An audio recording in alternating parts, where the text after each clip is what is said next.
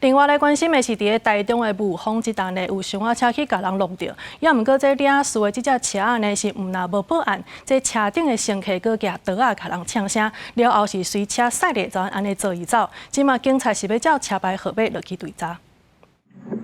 伤仔车甲轿车发生车祸，也毋过伤仔车的司机无落车来处理，反倒当是即个坐司机边仔的人落车，甲风弄到轿车司机来冤家。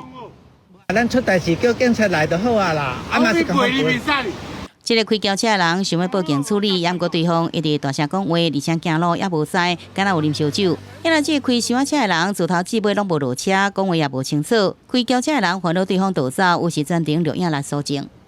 你要闯啦！你开我的门要闯？我放人哦。不过可能因此引起对方的不满，坐伤仔车这个人雄雄对车顶摕一支刀出来，轿车的司机赶紧报警察。不过伤仔车随驶离开现场，全部拢互轿车行车记录器翕落来。本分局将主动积极追查，针对亮刀男子违反社会秩序维护法第63条第1项，无正当理由携带具有杀伤力之器械者，处3日以下拘留或新台币3万元以下罚款。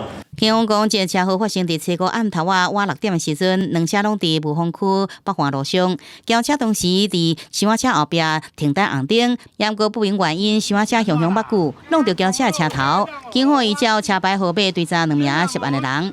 记者综合报道。